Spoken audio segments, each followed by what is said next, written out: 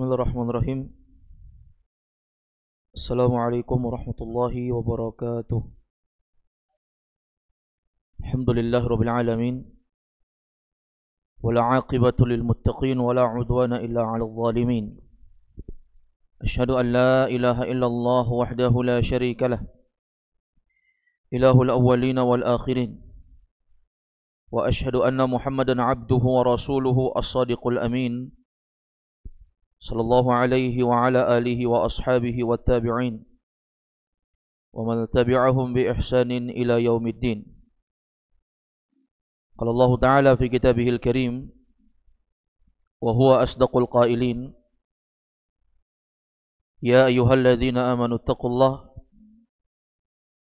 ittaqullaha haqqa tuqatih wa la tamutunna illa wa antum muslimun.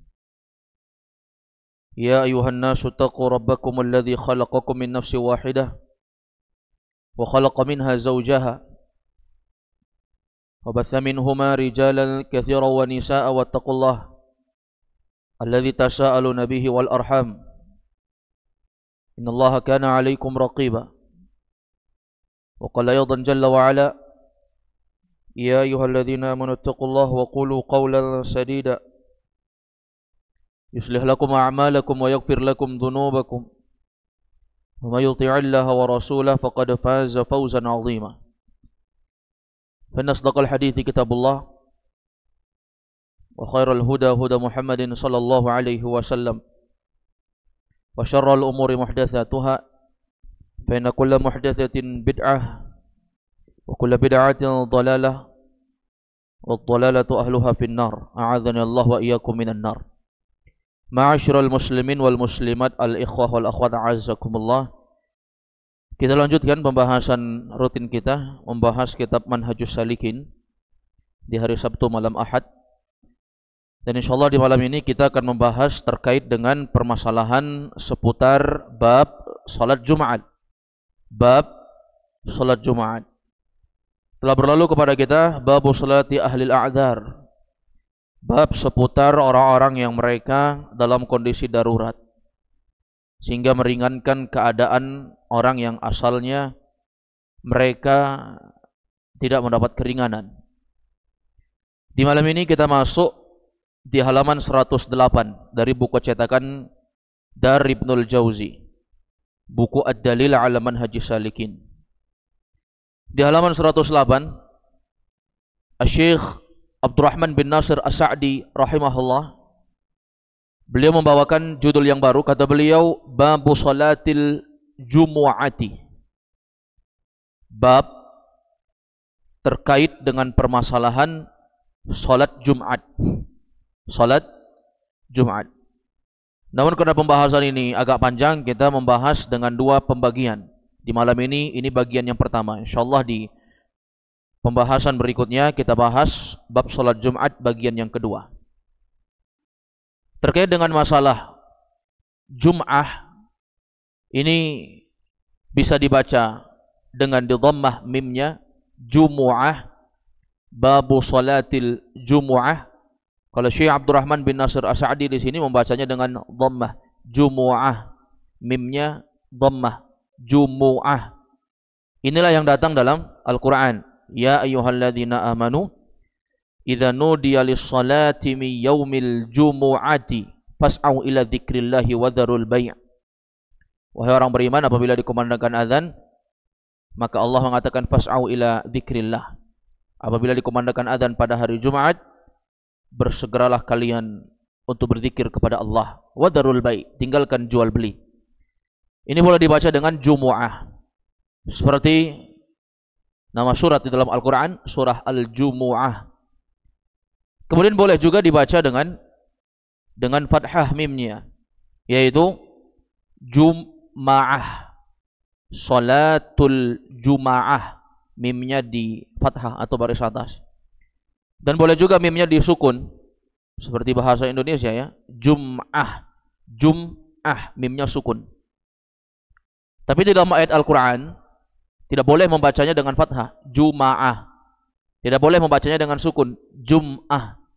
Nah, ini kesalahan beberapa imam-imam masjid ya. Kalau dia membaca ayat Ya ayyuhalladzina amanu idza nudiya lis-salati min yaumil jum'ah. Jum'ah, ini salah. Karena di dalam riwayat pembacaan Al-Quran, maka kata Zaid bin Thabit radhiyallahu an, al-qira'atu sunnatun muttaba'ah. Bacaan Al-Quran itu adalah sunnah yang harus diikuti. Jadi bukan bikin sendiri. Itu sudah ditetapkan oleh Nabi SAW, membacanya jumu'ah dengan didhammah. Apa artinya jum'ah? Jum'ah itu berasal dari kata al-jama'. Jum'ah berasal dari kata al-jama', yang artinya mengumpulkan. Yang artinya mengumpulkan. Mengumpulkan apa? Mengumpulkan sesuatu yang terpisah. Makanya kalau masalah sholat Jumat itu, orang-orang akan berkumpul di masjid, tidak melakukan di rumah. Dan ini sesuatu yang keliru ketika dilakukan di rumah. Sholat Jumat sendiri di rumah, atau sholat Jumat dia bersama anak dan istrinya saja. Ini keliru. Karena sholat Jumat itu sholat yang dimana seluruh manusia berkumpul. Dan lebih afdal bagi dia untuk berkumpul di tempat yang paling banyak manusia berkumpul. Makanya orang yang sholat Jumat itu, dia mencari masjid jami', masjid yang dimana seluruh manusia berkumpul di situ. Ini min bab afdaliyah, dari bab keafdalannya. Jangan dia mencari musalla-musalla yang hanya orang-orang yang ada di tempat tertentu saja yang melakukan, tidak berkumpul seluruh kaum muslimin. Di samping rumahnya ada musalla, biasa menegakkan sholat 5 waktu di situ. Tapi kalau dia menegakkan sholat Jumat di situ, itu tidak berbaur dengan seluruh kaum muslimin. Itu namanya mengelompok, tidak berkumpul. Maka berkumpul di masjid jami', di masjid di mana seluruh manusia berkumpul di situ, bersatu di situ. Dan inilah yang terbaik. Ya, ini yang terbaik. Ini terkait dengan masalah salat Jumat. Kemudian Syekh Abdurrahman bin Nasir As-Sa'di rahimahullah, beliau mengatakan di sini, tertera di poin 162. Kata beliau apa?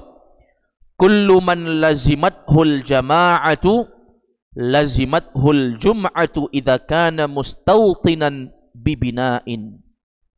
Kata beliau, kullu man lazimathul jama'ah, setiap orang yang wajib menghadiri sholat berjamaah, lazimathul jum'ah, maka juga wajib bagi dia untuk menghadiri sholat Jumat.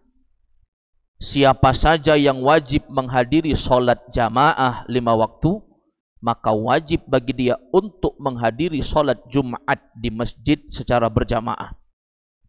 Yang wajib untuk sholat 5 waktu kan di masjid siapa? Laki-laki. Perempuan tidak wajib. Perempuan kalau mereka mau ke masjid tidak masalah, selama mereka menjaga adab-adab ke masjid. Berpakaian dengan menutup aurat mereka dengan sempurna, tidak bersolek sebagaimana tabarrujnya orang-orang jahiliyah dahulu. Demikian pula tidak menggunakan parfum untuk memikat para lelaki, tidak menimbulkan fitnah. La ba'sa bihi, tidak masalah. Tapi kalau para wanita itu keluar dari rumahnya dengan membuka aurat, nanti sampai masjid baru dia menggunakan hijabnya, menggunakan telekungnya, menggunakan sesuatu yang dia pakai untuk sholat, dari rumah dia keluar dengan menebar pesona dan auratnya, ini tentunya haram. Jadi yang pergi untuk sholat 5 waktu ke masjid itu adalah para lelaki. Tapi kalau wanita mau ke masjid tidak masalah, selama dia memenuhi syarat-syarat yang tadi. Namun kalau berbicara tentang yang mana yang paling afdal mereka sholat di rumah mereka. Sebagaimana disebutkan, wa buyutuhunna khairun lahunna, rumah-rumah mereka itu lebih baik untuk mereka. Jadi tidak ada yang menafikan ini. Rumah adalah hijab yang paling tebal untuk menyembunyikan wanita ini. Ma'asyiral muslimin wal muslimat a'azzakumullah. Jadi kaidahnya apa?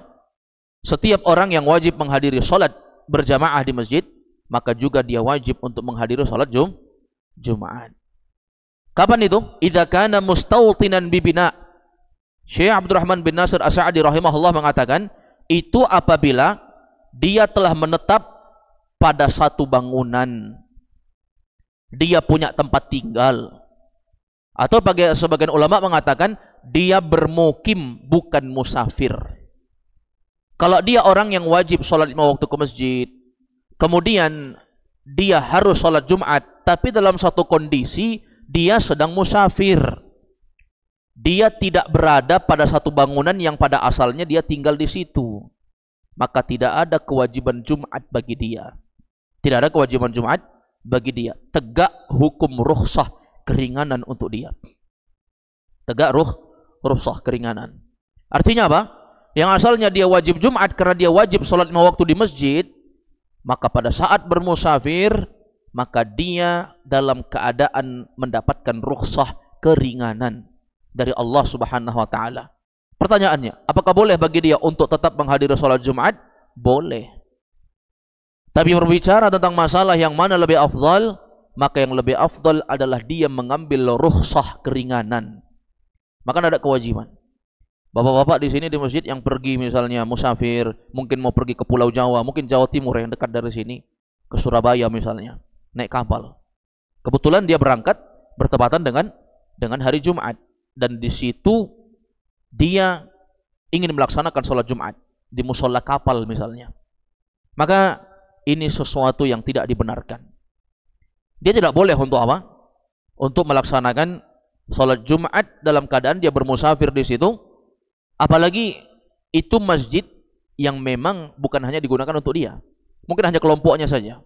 Kami rombongan dari Makassar, ada 20 orang, kami mau sholat Jumat. Akhirnya menzalimi orang lain. Orang lain yang tidak sholat Jumat di situ mengganggu orang. Ya, mengganggu keadaan orang. Orang sholat zuhur saja di situ. Tapi karena kita sholat Jumat, akhirnya orang bubar. Ya, akhirnya orang sholat masing-masing. Yang asalnya mereka berjamaah gara-gara kelompok kita saja yang ingin sholat Jumat, ini kan memudaratkan orang namanya. Maka tidak ada kewajiban untuk sholat Jumat. Tidak ada kewajiban untuk sholat Jumat bagi orang yang bermusafir. Oleh karena itu, ma'asyiral muslimin wal musliman a'azzakumullah, tersimpulkan kepada kita ya, syarat seorang yang diwajibkan Jumat. Jadi ada beberapa syarat seorang itu diwajibkan Jumat. Ini mesti diketahui. Yang pertama, seorang yang diwajibkan untuk dia tegak hukum Jumat wajib bagi dia. Yang pertama, dia adalah seorang laki-laki. Perempuan tidak ada kewajiban untuk Jumat. Tidak ada kewajiban untuk Jumat. Jadi mereka sholat zuhur di rumahnya masing-masing. Apalagi kalau misalnya wanita-wanita pergi ke masjid saat sholat Jumat, kemudian berbaur dengan laki-laki di situ. Nah, ini tentunya bisa menimbulkan sesuatu yang haram. Akan terjadi khalwat di situ, campur baur. Apalagi disebutkan di dalam riwayat bahwa wanita itu sumber fitnah. Ya, sumber fitnah. Al-mar'atu aurah, kata Nabi. Wanita itu adalah aurat. Idza kharajat istashrafaha syaitan. Kalau dia keluar dari rumahnya itu akan membuat syaitan menjadikan dia menjadi wanita yang agung, akan dihias-hiasi oleh syaitan, kata Nabi. Kemudian yang kedua, seorang yang diwajibkan untuk Jumat itu adalah seorang yang merdeka. Dia adalah al-hur, seorang yang merdeka, bukan budak. Karena seorang budak, maka dia terikat dengan ketaatan, tunduk dan patuh terhadap majikannya.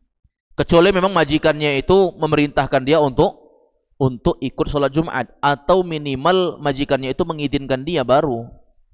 Tapi ini tidak ada zaman sekarang, dunia perbudakan, semua orang merdeka. Tapi bagi orang-orang zaman dahulu, maka mereka tidak boleh untuk menegakkan sholat Jumat kalau mereka bukan seorang yang merdeka, karena terikat dengan tunduk dan taat kepada aturan yang ditetapkan oleh tuannya. Yang ketiga, di antara syarat yang menjadikan seorang itu diwajibkan untuk sholat Jumat, yaitu mukallaf. Seorang yang mukallaf. Mukallaf tahu ya? Mukallaf itu orang yang sudah terkena beban syariat. Ya, kapan itu? Apabila seorang itu sudah baligh dan dia sudah dan dia waras, memiliki akal yang sempurna, baru dikatakan mukallaf. Kita yang ada di masjid ini semuanya mukallaf. Yang pertama sudah baligh, yang kedua dia waras, memiliki akal yang sempurna.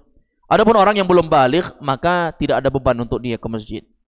Tapi dalam rangka melatih anak-anak, kita tidak apa-apa membawa mereka ke masjid sehingga mereka tahu, ini sholat zuhur yang seperti ini, ini sholat Jumat yang seperti ini, sehingga anak-anak itu bisa membedakan, bisa membedakan dalam masalah ini. Tapi pada hukum asalnya mereka belum wajib. Jadi jangan kita bebankan anak-anak kita untuk memaksakan diri. Hatta walaupun mereka tidur, kita paksa untuk bangun, ikut kita sholat Jumat di masjid, padahal mereka belum baligh. Tidak masalah mereka tidak ikut saat itu, karena mereka belum baligh, belum mukallaf. Yang kedua disebutkan oleh para ulama, mukallaf itu terkait dengan kewarasan. Kalau dia sudah baligh tapi tidak waras, maka tidak ada kewajiban untuk sholat Jumat. Paham ini ya? Ya, ini sesuatu yang menjadi ketentuan syariat. Kenapa? Karena al-junun, kegilaan, itu menjadikan seorang diangkat padanya kewajiban. Sampai dia sadar. Karena ada orang yang gila, hilang akalnya itu hanya dalam kadar waktu tertentu. Masa orang gila bisa sembuh? Bisa, atas kuasa Allah bisa saja. Atau ada orang yang lupa ingatan misalnya dia, maka dihitung dia sebagai orang tidak waras. Dihitung sebagai orang yang tidak waras. Bagaimana dengan orang yang sudah tua, yang sudah pikun? Orang yang sudah pikun, rufi'atil aklam. Sudah diangkat dari dia catatan amal. Kewajiban sudah tidak ada. Orang dia sudah pikun, umurnya sudah 80 tahun misalnya, sering lupa, bahkan namanya pun lupa, bahkan pulang ke rumahnya pun lupa. Tapi dia baligh. Maka tidak ada kewajiban bagi dia untuk melaksanakan sesuatu yang Allah bebankan dari beban-beban syariat. Kemudian ma'asyiral muslimin wal muslimat azakumullah, yang keempat di antara sesuatu yang mewajibkan seorang salat Jumat, yaitu dia adalah seorang muslim. Kalau kafir jelas tidak ada yang menyebabkan Allah SWT menghalangi mereka untuk mendapatkan pahala dari sisi Allah kecuali karena kekafiran mereka kepada Allah. Ma mana'ahum an tuqbala minhum nafaqatuhum illa annahum kafaru billah. Tidak ada yang menghalangi sedekahnya orang-orang kafir itu diterima oleh Allah kecuali karena mereka kafir kepada Allah. Artinya orang-orang kafir tidak diterima amalnya, sebanyak apapun dia bersedekah, sebanyak apapun dia sholat, sebanyak apapun dia berpuasa, nggak diterima. Tidak diterima. Maka beban itu hanya dibebankan kepada seorang muslim. Ya, hanya kepada seorang muslim. Kemudian syarat yang kelima, seorang diwajibkan untuk sholat Jumat, yaitu tatkala dia tinggal di sebuah negeri dan sudah punya tempat tinggal. Yang disebutkan oleh Syekh Abdul Rahman tadi, idza kana mustawtinan bibina, apabila dia sudah punya tempat tinggal untuk menetap, dalam artian dia dalam keadaan mukim, bukan musafir. Mukim, bukan musafir. Kalau dia laki-laki, kemudian dia merdeka, kemudian dia juga mukallaf, sudah baligh dan dia waras, demikian pula dia seorang muslim, tapi dia musafir, maka itu menjadikan dia tidak wajib Jumat saat itu saja. Tapi saat dia sudah kembali ke tempat asalnya, kembali tegak hukum kewajiban Jumat, karena 4 syarat yang pertama tadi telah terpenuhi. Paham ya? Ini ma'asyiral muslimin a'azakum. Tapi ingat ya, bukan berarti orang yang musafir itu tidak boleh Jumatan. Ini mesti digarisbawahi di sini. Boleh. Sama dengan seorang musafir yang ditegakkan hukum rukhsah keringanan bagi mereka, boleh menjamak dan qashar. Apakah boleh mereka sholat sempurna, sholat secara sendiri-sendiri pada waktunya, tidak menjamak, dan mereka sholat secara sempurna sesuai dengan rakaatnya, tidak mengqashar? Boleh. Tapi yang mana yang paling afdal? Yang paling afdal jika Allah telah tegakkan rukhsah keringanan untuk mereka, ambil yang ringan. Karena Allah tahu sesuatu rukhsah itu tegak, karena itu adalah sesuatu yang berat bagi seorang muslim. Maka ambil kalau Allah sudah ringankan. Bagi ini sesuatu yang mesti kita ketahui. Kemudian Syekh Abdurrahman bin Nasir As-Sa'di rahimahullah berkata di dalam poin 163. Kata beliau, wa min syartiha, dan diantara syarat yang harus dilakukan dalam sholat Jumat. Kalau tadi 5 kita sebutkan syarat seorang diwajibkan Jumat. Sekarang ini syarat yang mesti ada pada sholat Jumat itu. Apa saja? Kata beliau di sini, yang pertama, fi'luha fi waktiha, melakukan sholat Jumat itu sesuai pada waktunya. Sesuai pada waktunya. Jangan melakukan sholat Jumat tidak pada waktunya. Ya, tidak pada waktunya. Misalnya contoh, sholat Jumatnya di hari Kamis, itu bukan pada waktunya. Atau sholat Jumatnya di waktu asar, itu bukan pada waktunya. Sholat Jumat itu menurut waktunya dia sesuai dengan sholat zuhur. Waktunya sama, hanya saja jumlah rakaatnya dan kaifiyatnya yang sedikit berbeda. Tapi masalah dukhulul waktu, masuknya waktu sama. Sebagaimana sholat 5 waktu, diantara syarat sahnya sholat adalah dukhulul waktu, masuknya waktu, sama dengan sholat Jumat. Fi'luha fi waktiha, harus dilakukan sesuai dengan waktu yang sudah ditetapkan. Oleh karena itu, ma'asyiral muslimin wal muslimat a'azzakumullah, disebutkan di sini di dalam ta'liq, di dalam kitab Ad-Dalil 'ala Manhajis Salikin, kata beliau, lil ijma'i 'ala dzalik. Kenapa salat Jumat itu harus masuk waktu? Kata beliau, karena ini merupakan ijma', kesepakatan para ulama. Qala Al-Maqdisi rahimahullah, berkata Imam Ibnu Qudamah Al-Maqdisi rahimahullah, apa kata beliau? Wa min syarti sihhatiha fi'luha fi waqtiha, di antara syarat sahnya seorang melakukan salat Jumat yaitu tatkala dia melakukan sesuai dengan waktunya. Fala tasihhu qabla waqtiha wala ba'dahu ijma'an, maka tidak sah melakukan salat Jumat sebelum masuk waktunya atau setelah keluar waktunya. Contohnya dia salat Jumat jam 10 pagi, atau dia melakukan habis waktu Jumat, yaitu jam 4 sore misalnya. Tentunya ini merupakan sesuatu yang tidak dibenarkan. Ini ma'asyiral muslimin wal muslimat a'azzakumullah. Yang kedua, kata beliau, wa antakuna biqaryatin. Seorang yang menegakkan salat Jumat itu dia harus melakukannya di sebuah tempat yang dia tinggali. Ya. Ini yang disebutkan tadi, dia tidak melakukan dalam keadaan musafir. Yang ketiga, wa ayyataqaddamaha khutbatani, dia melakukannya, ya, pelaksanaan salat Jumat itu dia lakukan didahului dengan 2 khutbah. Didahului dengan dua khutbah. Ini harus paham ini, bahwa dia tidak melakukan salat Jumat itu kecuali dia harus mendahului dengan 2 khutbah baru dia salat. Nggak bisa dibalik ini jemaah. Nggak bisa dia sholat dulu kemudian khutbah. Oh, saya kejar sholatnya saja. Nggak bisa. Atau dia tidak mau dengarkan khutbahnya, saya hanya sholatnya saja. Nggak bisa jemaah. Tidak diperbolehkan. Maka orang yang dalam keadaan tidak mendengarkan khutbah, orang berkhutbah kemudian dia berada di rumah, maka dia datang ke masjid saat orang sudah iqamah, ingin tegakkan sholat Jumat, tapi dia nggak dengarkan khutbah. Orang khutbah dia nongki-nongki di warkop misalnya, atau dia berkumpul di majelis ghibah misalnya. Sehingga tatkala dengar orang iqamah baru dia ke masjid untuk sholat Jumat 2 rakaat. Ini tidak sah. Kenapa? Karena dia tidak mendengarkan khutbah. Berbeda halnya dengan orang yang dia sudah berupaya untuk ke masjid dahulu, kemudian duduk, khatib naik mimbar, kemudian qaddarallah dia tidak bisa menguasai dirinya, kemudian tertidur, kemudian dia bangun dalam keadaan ceramah sudah selesai. Ini beda cerita, karena dia tidak sengaja.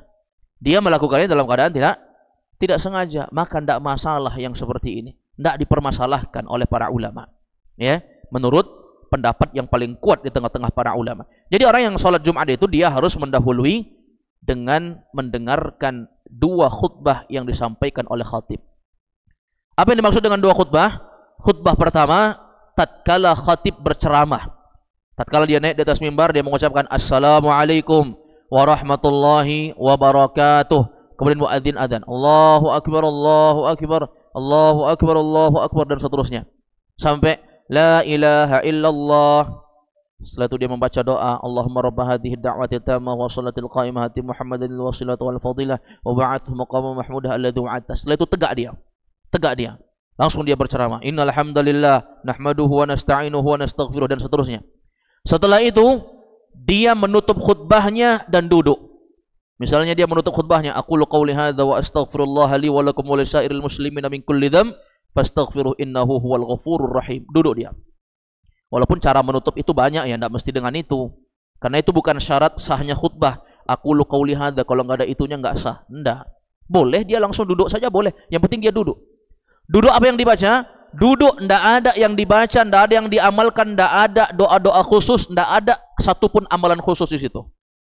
Tidak sebagaimana bid'ah-bid'ah yang menyebar harus perbanyak sholawat di situ, harus ada doa khusus yang dibaca, kalau enggak sah, harus mengangkat tangan di situ, harus mengusapkan tangan ke muka di situ. Enggak ada sama sekali tuntunan yang mengharuskan ada amal khusus di situ, enggak ada. Kalau ada silahkan datangkan. Satu pun riwayat pernah diamalkan Nabi atau dicontohkan sahabat, enggak ada jamaah. Tidak ada. Tapi kalau seorang mau beristighfar misalnya astagfirullah, enggak masalah. Karena istighfar itu diperbolehkan dalam keadaan apapun. Ya, diperbolehkan. Tapi untuk mengkhususkan harus istighfar, harus sholawat, tidak ada. Sebagian masjid ada seperti itu, jangan. Mungkin antum tidak pernah dapati. Tapi di sebagian masjid, ada yang kalau khotibnya itu duduk di khutbah pertama, maka akan ada Bilalnya. Tahu Bilal? Tahu Bilal? Siapa Bilal itu? Ada tugasnya memang. Jadi ada banyak sekali memang yang punya job di masjid itu jamaah. Ada muadzinnya, sudah. Ada khotibnya, ada Bilalnya, ada siapa lagi? Ada Pak Imamnya. Ini banyak sekali orangnya di situ. Muadzin tugasnya adzan, sudah tadi. Khotib ceramah. Kemudian ada Bilalnya jamaah. Bilal itu biasanya dia, kalau di Indonesia saya tidak tahu ada di luar negeri, di Timur Tengah atau tidak yang seperti ini. Tapi di Indonesia itu biasanya ada. Mereka pegang tongkat biasanya. Nanti khotib tuh jalan, diserahkan tongkatnya sama dia. Ya.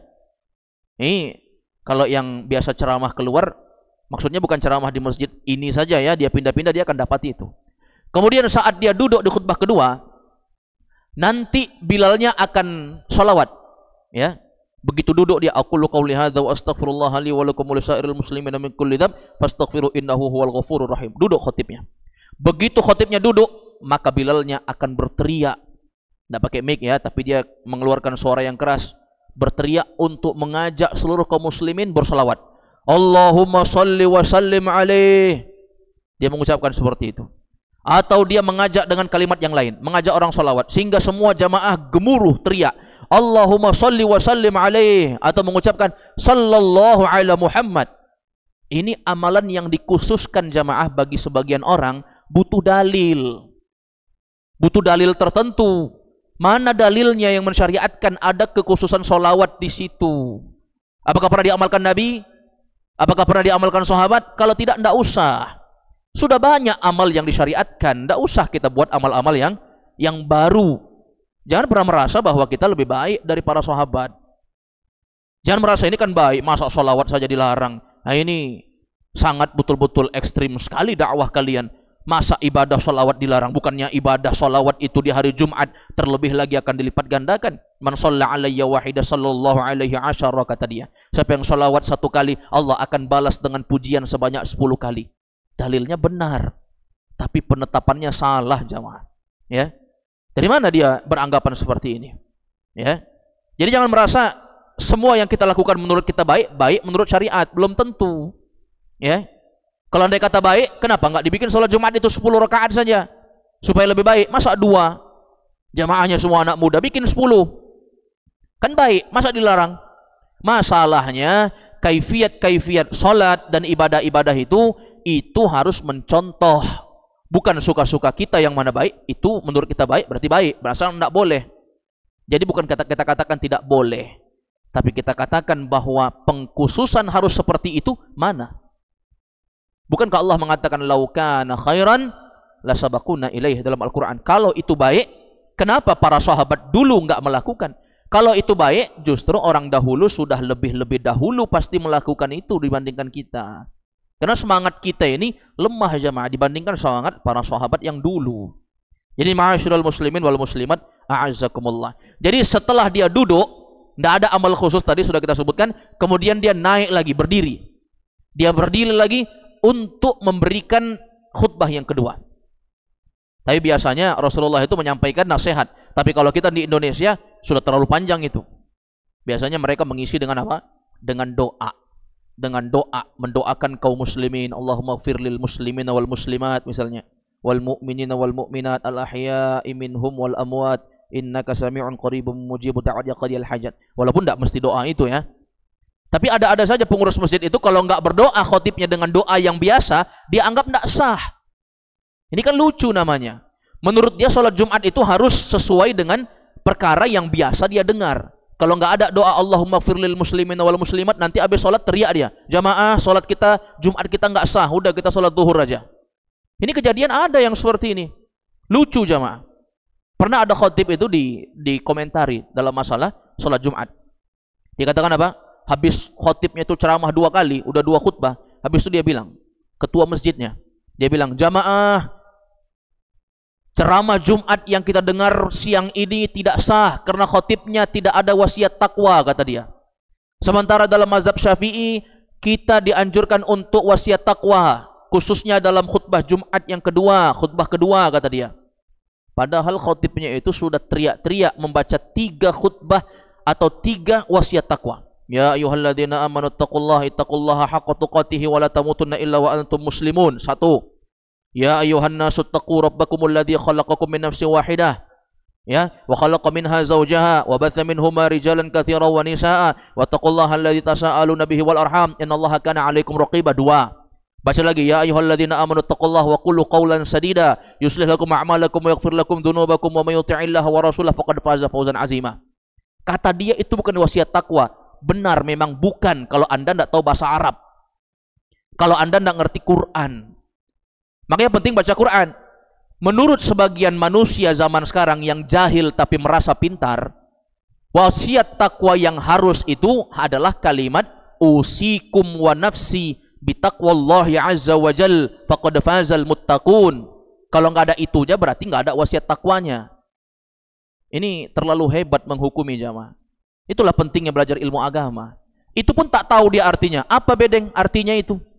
Apa artinya itu usikum wa nafsi bitaqwallahi azza wa jal? Enggak tahu dia itu. Ya, mungkin dia lihat Google terjemahan dulu.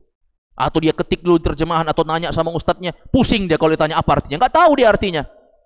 Kenapa? Karena memang belajar agamanya itu hanya kata ustadz saya lakukan ini, itu. Pokoknya kalau nggak begini, nggak begitu, nggak sah. Inilah orang jahil yang membangun amal di atas ikut-ikutan. Rugi jamaah. Dari kecil sampai tua puluhan tahun hidupnya gitu-gitu saja. Ditipu dengan ustadznya dengan dalil hal-hal yang memang harus mengikut ajaran-ajaran keturunan. Nggak ada dalilnya, lakukan saja karena ini sudah turun-temurun. Sampai kapan agama kita mau dibodohi seperti ini? Jadi ini keliru jamaah yang dimuliakan oleh Allah SWT. Wasiat takwa itu artinya kita berwasiat untuk mengajak manusia kepada ketakwaan. Apa artinya 3 surat yang dibaca tadi? Ya ayyuhalladzina amanu taqullah, wahai orang beriman bertakwalah pada Allah. Masa itu bukan wasiat? Itu wasiat. Anda hanya menyuruh usikum wa nafsi bitaqwallah. Aku wasiatkan kepada diriku dan kepada kalian untuk bertakwa kepada Allah. Cuma 1, itu pun bukan ayat. Ini 3, semua dari Quran. Siapa yang ucapannya paling benar dibandingkan Al-Quran? Wa man asdaqu minallahi qila, kata Allah. Memangnya siapa yang paling benar ucapannya dibandingkan Quran? Ini na'udzubillahi min dzalik yang seperti ini. Jadi jangan dijadikan itu sebagai asumsi untuk membenarkan sesuatu kekeliruan kita. Tapi karena kita ketua masjid, kita ketua kampung, orang dengar apa kata kita, akhirnya orang-orang ikut kita. Ikutlah kita menyesatkan orang. Kita sesat untuk diri kita, sesatkan orang. Ini yang banyak di kampung-kampung jamaah. Ya, ini kejadian nyata, ya. Kejadian nyata. Ada dulu ya di di Papua sana, saat saya berdakwah di sana, kebetulan jadwal saya 2 saat itu bertabrakan. Jadi saya lebih dahulukan untuk mengisi di masjid yang memang saya sudah diamanahkan dahulu di situ. Kemudian jadwal di sana saya lupa, ternyata ada jadwal saya. Jadi saya suruh beberapa teman-teman yang memang sudah bisa untuk dakwah. Berdakwahlah di sana, khotib Jumat di sana. Ternyata dia ceritakan, pulang dia ceritakan, kami sholat zuhur, kata dia. Loh kok bisa? Iya, imam kampungnya yang mengarahkan untuk sholat zuhur. Kenapa bisa? Katanya nggak ada wasiat takwa. Loh tadi antum nggak baca ini, nggak baca itu. Kata dia baca. Tapi menurut mereka harus ada usikum wa nafsi bitaqwallahnya. Na'udzubillah. Ya, ini ya nggak akan kita ketahui jamaah kecuali memang kalau kita terjun dakwah di masjid-masjid banyaknya. Kalau kita hanya hidup di kelompok itu saja ya kita merasakan benar terus, nggak pernah ada kritikan. Tapi kan hal-hal yang seperti ini kita tahu, oh ternyata ada masyarakat yang memiliki pemahaman seperti ini. Kejahilan yang dibangun di atas ketidaktahuan tentunya. Baik, jadi harus didahului dengan 2 khutbah. Harus didahului dengan 2 khutbah. Dan tadi 2 khutbah disebutkan apa? tidak masalah melakukan apapun itu. Demikian pula di khutbah kedua yang biasanya orang mengususkan harus ada doa. Walau tidak ada doa, tidak masalah. Walau tidak ada doa, tidak masalah. Karena memang salat Jumat itu mengajak manusia untuk mengingat Allah. Makanya Allah mengatakan dalam Quran apa? Ya ayyuhalladzina amanu, wahai orang beriman, idza nudiya lis-salati min yaumil jum'ah, apabila telah dikumandangkan azan pada hari Jumat, fas'au ila dzikrillah, bersegeralah untuk berzikir. Maksudnya apa? Bersegeralah untuk mengingat Allah. Khatib Jumat kerjanya ngingatin orang kepada Allah, ingatkan tentang kelalaian hidup dunia, wadarul bai', tinggalkan jual beli. Itu diingatkan dalam khutbah Jumat. Ajak manusia untuk kembali bertaubat setelah 1 pekan yang lalu mereka mengisi hari-harinya dengan maksiat. Kembali untuk memperbaiki takwaan kita kepada Allah, karena sebaik-baik bekal adalah ketakwaan. Wa tazawwadu fa inna khairaz zadi taqwa. Itu sebenarnya inti khutbah Jumat itu. Bagaimana kita menjadikan manusia itu sadar kembali. Ini ma'asyiral muslimin wal muslimat, a'azzakumullah. Kemudian kata beliau di poin 164 di halaman 109 kalau yang pegang buku Ad-Dalil 'ala Manhajis Salikin. Kata beliau, wa an Jabir qala, dari Jabir beliau berkata, Jabir bin Abdullah ya, kana an-nabiy sallallahu alaihi wasallam idza khataba ihmarrat 'ainah wa 'ala sautuhu washtadda ghadabuhu hatta ka'annahu munziru jayshin yaqulu sabbahakum wa massakum. Ini terkait dengan masalah ya, bagaimana kriteria Nabi saat berkhutbah, bagaimana sifat wataknya Nabi saat berkhutbah. Dari Jabir bin Abdullah, Jabir mengatakan Nabi sallallahu alaihi wasallam dulu apabila beliau berkhutbah, yang pertama, ihmarrat ainah, mata beliau memerah. Mata beliau memerah, satu. Yang kedua, wa'ala sautuh, suara beliau meninggi, lebih tinggi dibandingkan tatkala berucap biasa, dibandingkan khutbah. Lebih tinggi saat beliau khutbah Jumat dibandingkan saat beliau hanya mengajar sahabat biasa. Suara beliau lebih tinggi. Dua. Yang ketiga, ishtadda ghadabuh, betul-betul bersangatan kemarahan beliau. Maksudnya apa? Maksudnya yaitu memaksimalkan dalam menyampaikan, betul-betul maksimal menyampaikan itu. Nggak bertele-tele jemaah. Apalagi khutbah Jumat kerjanya ceritanya pun khurafat, takhayul semua, bid'ah semuanya. Hanya dongeng-dongeng. Ada guru kami bisa terbang, bisa sholat di atas air, bisa terbang di udara. Kemudian dia adalah wali Allah. Dia adalah sesuatu yang kita bisa bertakarrub. Kalau kita mengelilingi kuburannya, kemudian kita akan dijamin pengampunan. Cuma seperti itu ceramahnya di mana-mana. Ya, walaupun sudah dikenal di mana-mana, isinya semua dongeng yang tidak ada dalilnya. Yang begini mau didengar? Ya, bagaimana kaum muslimin bisa kembali kepada tauhid, kembali kepada nilai-nilai syariat yang sebenarnya? Na'udzubillah.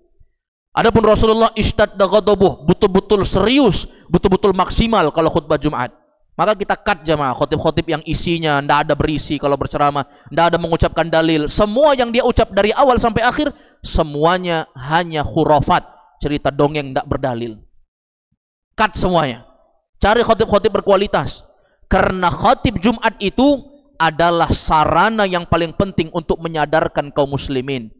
Masyarakat itu kalau diajak pengajian, siapa yang mau datang? Nggak ada orang mau datang taklim zaman, nggak ada. Coba undang, kasih uang mereka datang ke masjid, nggak ada mau datang. Kecuali orang yang paham tentang ilmu agama. Tapi kalau khutbah Jumat walaupun tidak dikasih uang, mereka datang semuanya. Paham ini? Jadi itu momen untuk kita mencarikan khotib yang terbaik di situ, supaya mereka sadar. Kalaulah momen kumpul manusia semua full masjid ini, tapi yang kita panggil khotib abal-abal, tukang dongeng khurafat, berkedok sarjana pendidikan agama, ya, sarjana pendidikan Islam, tapi ceramahnya isinya khurafat, takhayyul, bid'ah. Na'udzubillah kalau seperti ini. Betapa bodohnya pengurus masjidnya, betapa bodohnya orang yang ditugaskan mencari khatib. Dan justru dia senang. Justru dia menganggap dakwah yang isinya dalil-dalil agama itu adalah sesuatu keras dalam dakwah, tidak cocok kata dia. Oh, tidak cocok, kayaknya ustadz-ustadz yang begini saja yang cocok. Sampai kapan masyarakat mau sadar tentang agama mereka? Sampai kapan mereka akan ikut kepada agama Allah yang benar, yang sebenarnya?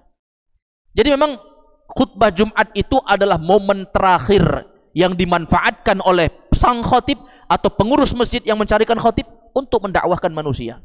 Itu satu-satunya. Maka cari khatib yang berkualitas.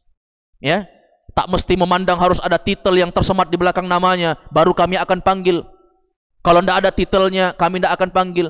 Bicara titel itu hanya bukti mereka pernah sekolah secara akademik, tapi mereka belum tentu terbukti pernah belajar ilmu agama dengan sebenarnya, menamatkan satu kitab dalam masalah tertentu, kemudian bidang tertentu lagi menamatkan ini, dalam bidang ini menamatkan ini.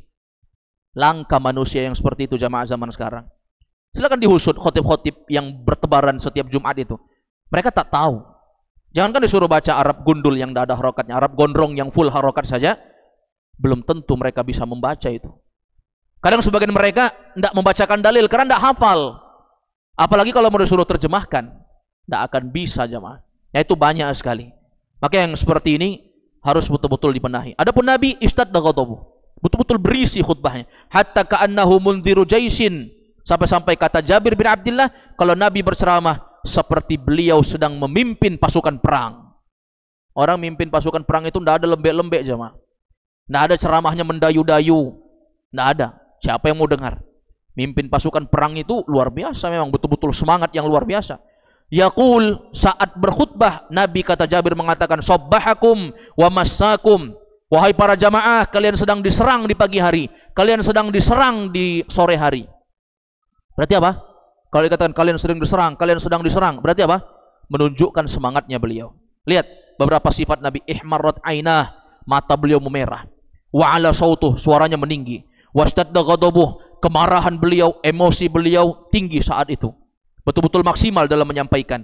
Ka'annahu mundhiru jaisin, seakan-akan beliau sedang memimpin pasukan perang. Memimpin pasukan perang. Jadi ini sifat sebenarnya tidak juga dimiliki semua orang. Tak juga kita bisa mencari setiap khotib harus kayak gini. Pokoknya kalau selesai khutbah tuh harus merah mata dia. Kecuali sakit mata ya. Tapi tidak semua orang bisa seperti itu.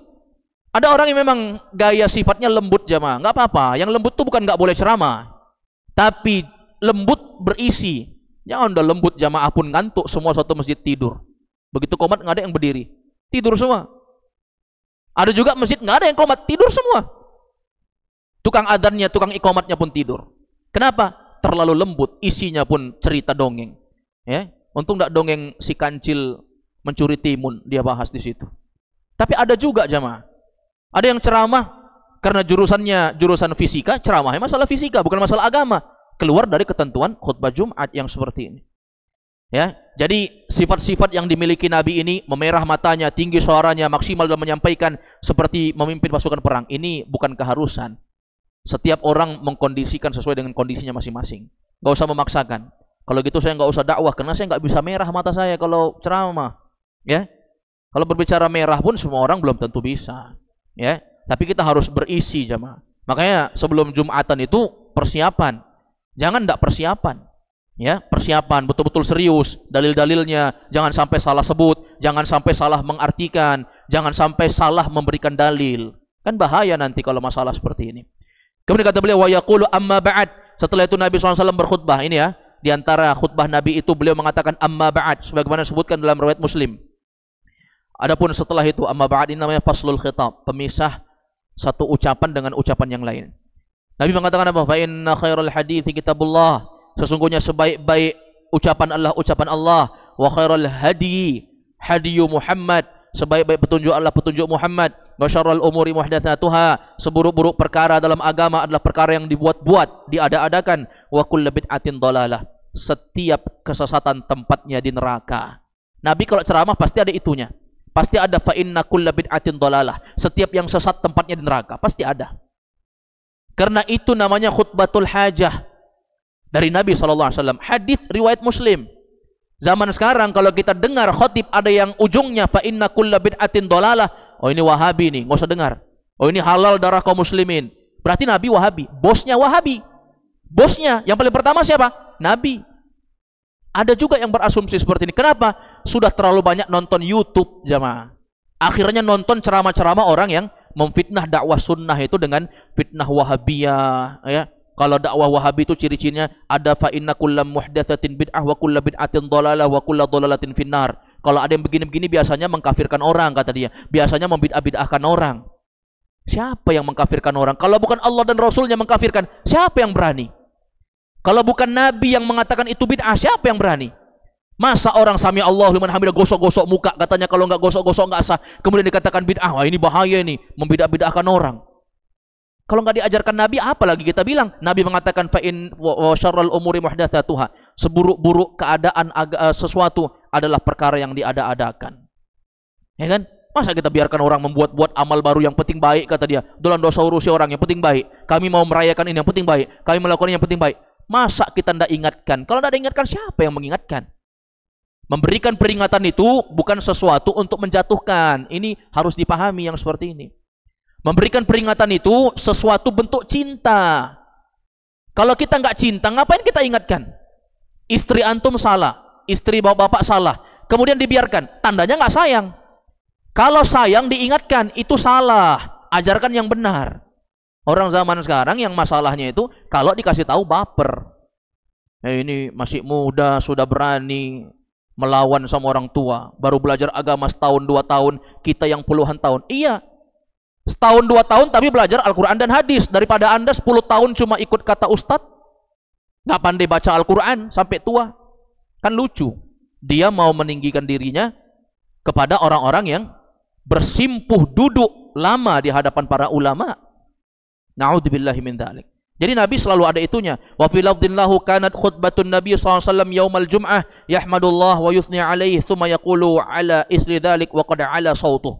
Dan di dalam lafaz lain disebutkan, ya, juga di dalam riwayat Imam Muslim, bahwasanya kanat khutbatun Nabi, adalah khutbahnya Nabi yaumal jum'ah pada hari kiamat, yahmadullah, isinya memuji Allah, wa yuthni alaih, menyanjung Allah, thumma yaqulu ala isri dzalik. Kemudian beliau menyebutkan perkara-perkara yang lain, ya, asar atau menyebutkan faedah dari perkara tersebut.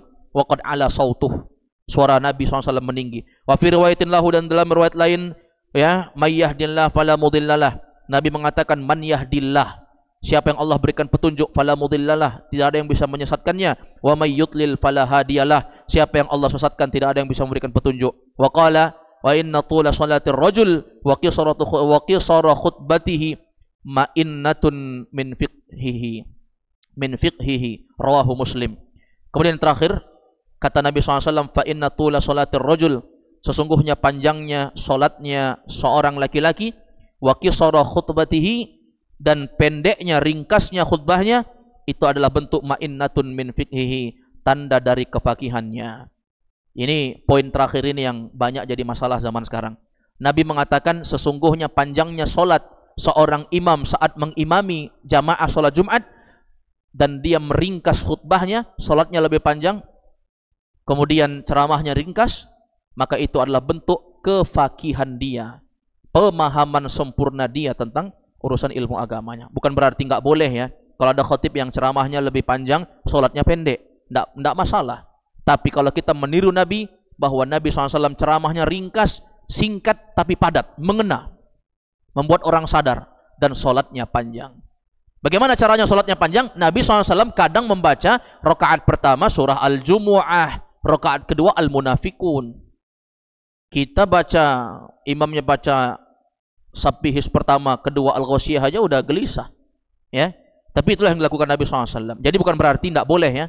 Tapi di antara kefakihan seseorang, dia memanjangkan solat dan memendekkan khutbah. Tapi karena memang orang zaman sekarang itu butuh diingatkan banyak, makanya ustadznya itu selalu ceramah banyak. Karena memang banyak sekali pelanggaran manusia zaman sekarang. Jadi akhirnya ceramahnya panjang, solat diringkas. Karena sudah capek ceramah panjang, masa solat mau panjang lagi? Ya, wallahu a'lam bishawab. Semoga bermanfaat. Assalamualaikum warahmatullahi wabarakatuh.